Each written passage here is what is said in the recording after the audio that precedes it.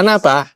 Karena tadi kami butuh dalam artian bantuan pengamanan, pengawalan kaitan untuk misalnya alat bukti, barang bukti yang besar.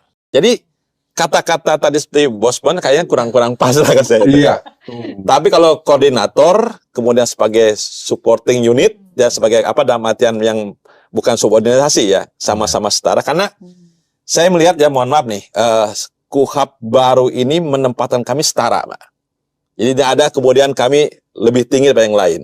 Makanya tadi kenapa menggunakan terminologi koordinasi, tidak dalam konteks kemudian apa namanya, subordinasi, itu kan menunjukkan kami sama dari sejak awal bareng-bareng, sehingga tadi tercipta peradilan yang cepat, sederhana, biaringan itu. Pak, KUHP baru memperkuat posisi Polri sebagai penyidik utama. Bagaimana kalau ada penyidik nakal? Selain propam, pengawasan apa yang benar-benar bisa menghukum penyidik nakal? Oh, ada. Di KUHP itu ada. Usul pasal itu tuh anggota DPR yang latar belakangnya polisi loh. Pak Safarudin, Kapolda Kalimantan Timur. Begitu diusulkan sama Pak Safarudin, ada juga anggota DPR, temannya Pak Asep, namanya Pak Sinaga, Komisi 3. Beliau nggak mau kalah, mantan jaksa. Itu jangan hanya penyidik, penuntut umum juga. Jadi pasal itu masuk. Jadi sebetulnya tidak usah khawatir, harus ada CCTV. Ini waktu diperiksa di sudut rokok nggak, ditempelnya nggak, kan kira-kira begitu kan. Ada CCTV itu tidak hanya visual, tapi juga audio kan. Ada bahasanya intimidasi, enggak. Dan yang ketiga tadi, ya juga diawasi. Bahasanya betul yang dikatakan oleh Pak Asep, ini semua aparat penegak hukum setara. Makanya koordinasinya adalah koordinasi horizontal, bukan koordinasi vertikal. Tetapi sebetulnya di dalam fungsi koordinasi itu sekaligus adalah saling mengawasi. Balancing ya, check and balances ya.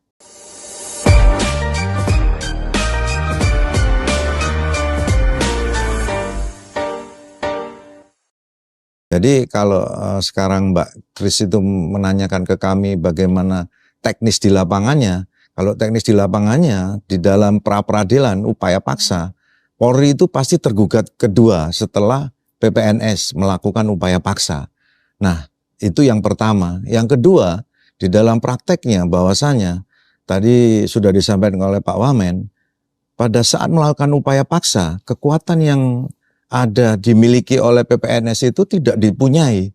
Sehingga selama ini upaya paksa yang dilakukan selalu menghubungi korwasnya, yaitu Bareskrim. Sehingga pada saat itu kita akan membantu kekuatan dengan melakukan penangkapan, penahanan, dan lain-lain. Kita tidak mau bahwa yang disodorkan oleh PPNS itu tidak memenuhi syarat administrasi. Nah, kita sebagai pengawas harus memeriksa bagaimana dua alat buktinya, bagaimana administrasinya. Dalam melakukan penangkapan itu sudah dilakukan apa saja oleh PPNS. Itu yang pertama ya Mbak. Yang kedua tadi sudah disampaikan oleh beliau bahwasanya nantinya PPNS ini pada saat dia membuat suatu BAP itu harus dilengkapi dengan fakta-fakta hukum yang ada. Bagaimana pengawasnya ini kalau tidak teliti, kita di dalam pra-peradilan tergugat dua. Oh gitu. Tergugat dua, selalu itu. Walaupun BAP-nya dibuat sama ini, betul, PPNS. Oleh PPNS, gitu. Bagaimana pengawasannya? Nah, yang ketiga ini yang lebih diutamakan. Bagaimana PPNS tadi bahwa supporting sistemnya tadi di kementerian dan lembaga dia sebagai pembuat undang-undang, kebijakan, kemudian sebagai pelaksana. Sudah siapa yang mengawasi? Oh, dia regulator, dia eksekutor, harus ada balancing dong. Ada check and balance, check and balance-nya ya di Polri, itu Mbak. Jadi fungsi kami di situ. Mengapa penyidik utama itu bukan kehendak Polri? Itu undang-undang, nggak ada putusan MK, ya dia final dan mengikat. Oleh karena itu nanti dirubah di Undang-Undang Polri bahwa di KUHP sudah dirubah, di putusan MK sudah ada, nanti di Undang-Undang Polri akan kita masukkan. Jadi gitu Mbak. Jadi kalau tadi bahasanya adalah menjadi bos itu tuh kurang tepat dimaknai demikian karena fungsinya tadi apa Prof? Koordinasi. Koordinasi ya fungsinya. Nah tadi kan Prof meng-highlight mengenai bahwa penyidikan itu diberikan porsi utama kepada Polri, polisi, kemudian penuntutan itu tunggal kepada jaksa. Single prosecution system dimanapun di dunia ini memang cuma jaksa.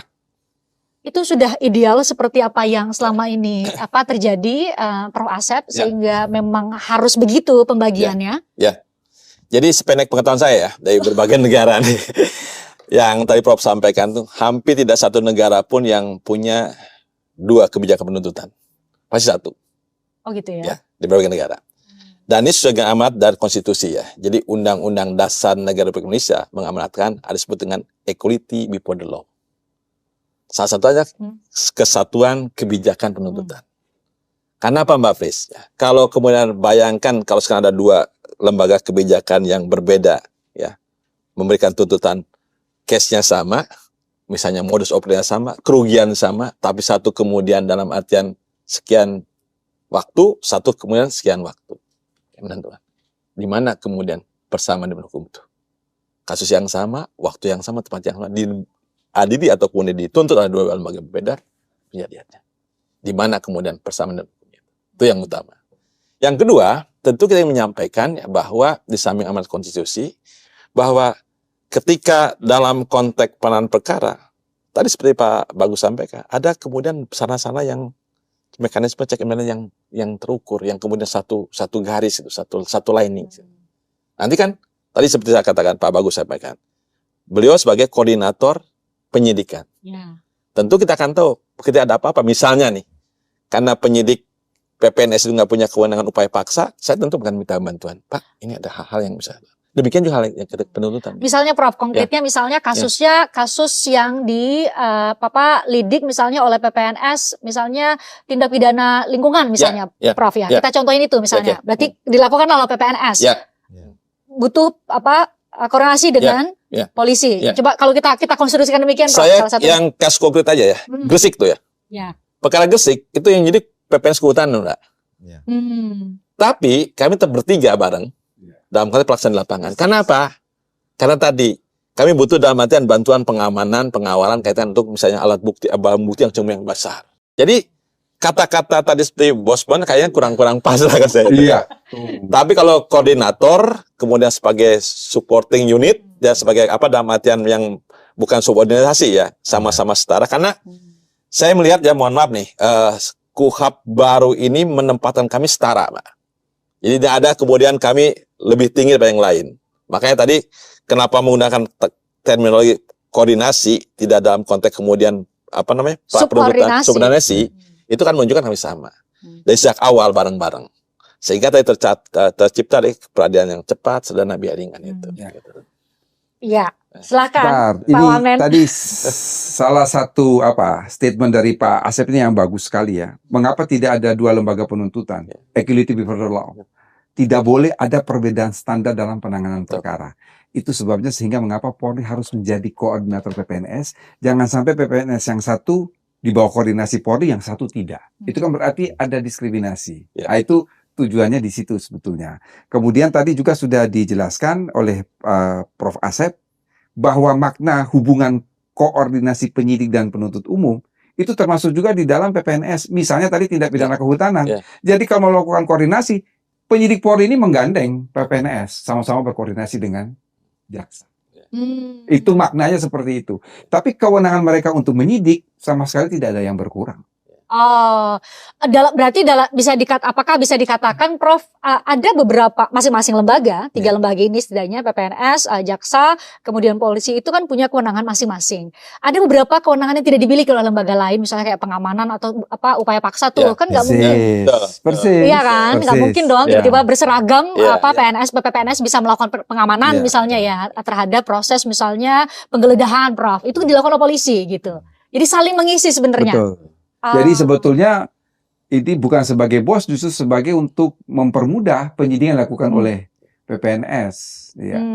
Kira-kira seperti itu. Oke, selain pertanyaan soal itu masih juga soal polisi, tapi tadi poin yang sangat penting buat Prof gambarkan tadi soal bahwa masing-masing lembaga itu diberi kekhususan ya, tugas khusus masing-masing, penuntutan di jaksa, penyidikan di polisi. Masih soal polisi, Prof, kita lihat coba ada pertanyaannya. Berikutnya, nih Pak, KUHP baru memperkuat posisi Polri sebagai penyidik utama. Bagaimana kalau ada penyidik nakal? Selain Propam, pengawasan apa yang benar-benar bisa menghukum penyidik nakal? Oh, ada. Di KUHP itu ada. Jadi waktu pada saat kita eksplisit ada pasal tertentu. Di dalam KUHP itu, ini yang menariknya yang selalu saya ceritakan ke publik nih ya.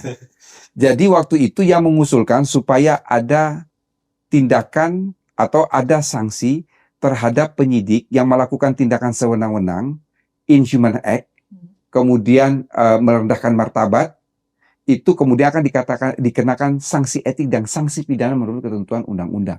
Yang ngusul pasal itu tuh anggota DPR yang latar belakangnya polisi loh, Pak Safarudin, Kapolda Kalimantan Timur. Begitu diusulkan sama Pak Safarudin, ada juga anggota DPR, temannya Pak Asep, namanya Pak Sinaga, Komisi 3. Beliau nggak mau kalah, mantan jaksa. Itu jangan hanya penyidik, penuntut umum juga. Jadi pasal itu masuk. Jadi sebetulnya tidak usah khawatir. Saya selalu mengatakan, saya kalau ditanya, saya sekarang ini kalau misalnya saya nggak punya kerjaan disuruh jadi polisi, saya nggak mau. Itu terlalu banyak diawasi. Satu tadi diawasi oleh aturan ya. Kemudian yang kedua oleh advokat. Kan dia bisa mendampingi setiap tahap pemeriksaan. Dia kalau berhak mengajukan keberatan, kemudian keberatan dicatatkan dalam berita acara. Jadi saya bilang ke penyidik, kalau you periksa saksi, periksa tersangka, terus advokatnya keberatan, nggak usah berdebat. Bilang saja, advokat, you catat saja keberatan, akan saya lampirkan dalam berita acara, akan selesai. Karena itu akan menjadi pertimbangan nanti oleh hakim di pengadilan. Jadi tidak, itu sudah diawasi oleh advokat. Harus ada CCTV. Ini waktu diperiksa di sudut rokok nggak ditempelnya, nggak akan kira-kira begitu kan?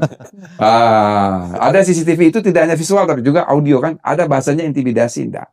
Dan yang ketiga tadi yang juga diawasi bahasanya betul yang dikatakan oleh Pak Asep. Ini semua aparat penegak hukum setara. Makanya koordinasinya adalah koordinasi horizontal, bukan koordinasi vertikal. Tetapi sebetulnya di dalam fungsi koordinasi itu sekaligus adalah saling mengawasi. Balancing ya, check and balances ya. Balancing. Nah, itu salah satu fungsi, salah satu kesejahteraan di antara aparat penegak hukum. Itu terlihat sekali. Kalau dulu KUHP yang lama, polisi menghentikan penyidikan, jaksa bisa pra-peradilan. Jaksa menghentikan penuntutan, polisi bisa pra-peradilan. Di dalam KUHP baru sudah nggak ada lagi. Karena sejak awal sudah terlibat. Bareng-bareng. SPDP dikirimkan, maka maksimal 3 hari sudah harus berkoordinasi. Mengenai arah penyidikan seperti apa. Jadi bareng-bareng ini terus. Jadi prosesnya jauh lebih efektif, jauh lebih efisien, efektif. Ya? Dan satu ada kepastian hukum, tidak ada ego sektoral, tidak ada saling sandra. Selesai. Soal pasal mengenai atau klausul mengenai penghinaan terhadap presiden dan wakil presiden, termasuk juga perzinahan. Ini kan banyak yang menduga, ini berarti makin banyak dong perkaranya nih yang numpuk di polisi maupun ya dalam proses lidik maupun penyidikan. Ini bakal banyak banget dong kerjaannya itu kan delik aduan absolut, yang mengadu hanya presiden atau wakil presiden. Kalau perzinahan juga absolut, yang mengadu suami atau istri. Delik aduan. Itu aja saja. Kan batas filternya situ. Bahwa begini, mungkin itu harus jelaskan Prof kepada mungkin yang belum tahu apa bedanya sih aduan sama laporan. Ya kalau laporan itu siapa saja boleh kan, tapi kalau aduan kan orang yang mempunyai kepentingan secara langsung. Nah kita tanya nih sama polisi yang nanti akan menerima aduan dan laporan. Siap kan Pak seluruh aparat kepolisian kita di seluruh Indonesia? Karena jadi pertanyaan Prof Asep, ini KUHP oke lama. KUHP itu kan cepat sekali dari proses disahkan kemudian masa pemberlakuannya. Apakah siap para penegak hukum kita termasuk jaksa dan juga polisi untuk bisa memahami dengan sangat baik KUHP baru ini? Termasuk ini poin soal ini nih. Udah tahu belum semua polisi bahwa itu adalah aduan bukan laporan? Bahwasanya delik aduan itu ya harus orang yang langsung merasakan. Tidak bisa dari orang yang bukan yang merasakan akibat tidak pidana itu. Nah, kemudian kalau banyak perkara yang menumpuk, saya rasa di KUHP ini kan sudah ada bahwa penyelidikan itu masih ada. Nah, bagaimana polisi sebelum melakukan tindak pidana penyidikan naik, itu ada penyelidikannya dulu. Sehingga tidak ada lagi nanti yang menumpuk-numpuk itu tidak ada. Nanti di dalam penyelidikan itu, apakah ini sudah ada unsur tindak pidananya? Kalau memang tidak ada, ya kita hentikan di dalam penyelidikan itu. Karena ada limitasi waktu dalam setiap tahapan tadi Pak Bagus jelaskan ya. Betul. Kemudian kalau langkah-langkah kami dan KUHP maupun KUHP, kami sudah melakukan sosialisasi terhadap 38 Polda, 534 Polres dan 4.200 Polsek. Itu baik secara online. Kemudian kita sosialisasi terbuka, kita mengundang akademisi, yang pembuatnya bagaimana, kemudian kita sudah mengumpulkan baik itu secara FGD, kemudian ada kick off, seminar.